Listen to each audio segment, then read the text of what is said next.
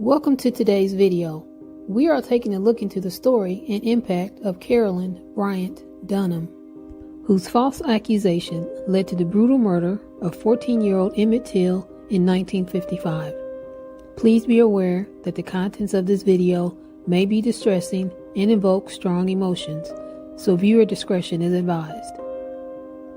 On August 24, 1955, Emmett Till, a young African-American boy from Chicago, Illinois, was visiting relatives in Mississippi when he allegedly whistled at Carolyn Bryant, a white woman.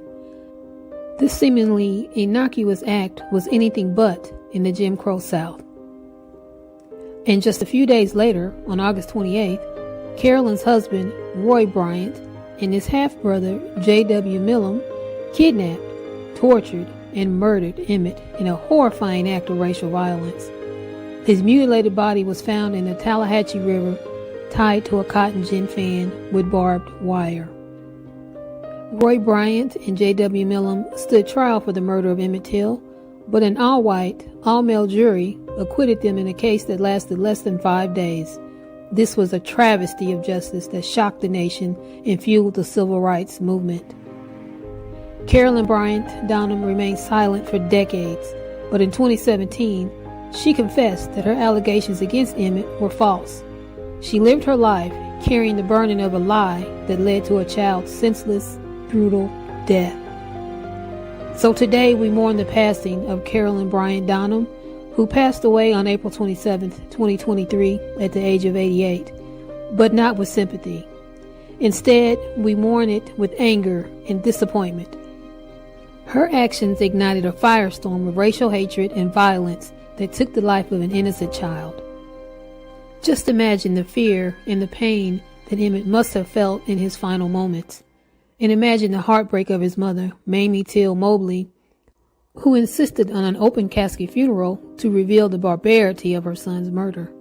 And don't forget the brutality of Emmett being beaten to death and his body left to rot.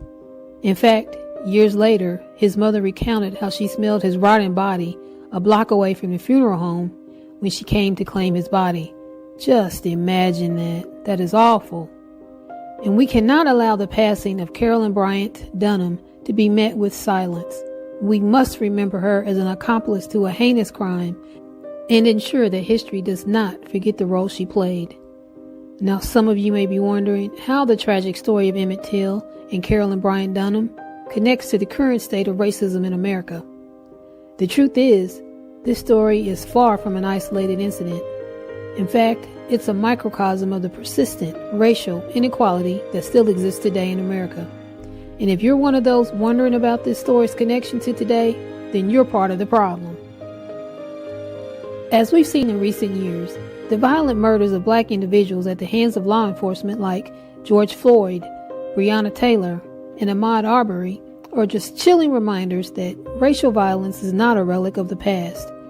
These incidents highlight the systemic racism that continues to plague our society and our institutions, such as the criminal justice system. Racism doesn't only manifest itself in overt acts of violence. It's also present in the daily lives of black people and other marginalized communities.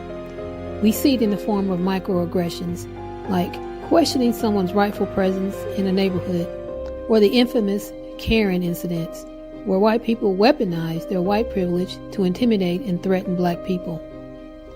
We also see it in the form of unequal access to services and products, where black people may experience delays, inferior treatment, or even outright denial of the same opportunities afforded to their white counterparts. These disparities extend to areas such as housing, education, healthcare, and employment, further perpetuating cycles of inequality and injustice.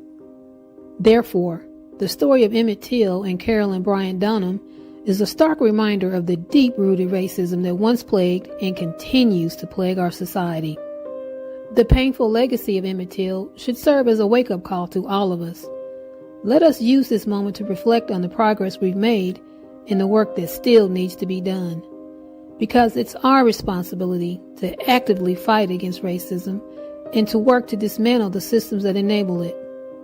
So, let's all stand in solidarity, black, white, whatever color, and not only with the black community, but with other marginalized groups as well. Let's educate ourselves on systemic racism and privilege and engage in difficult conversations. And let's use our voices and resources to support change. We must actively challenge prejudice and discrimination in our daily lives, and we must advocate for policies that promote equity and justice. And I encourage everyone watching to share your thoughts on this dark chapter in American history in the comments below. Thank you so much for watching today's video. Don't forget to like, share, and subscribe for more thought-provoking content. Until next time, let's keep this conversation going, and more importantly, let's be the change that we wish to see in the world.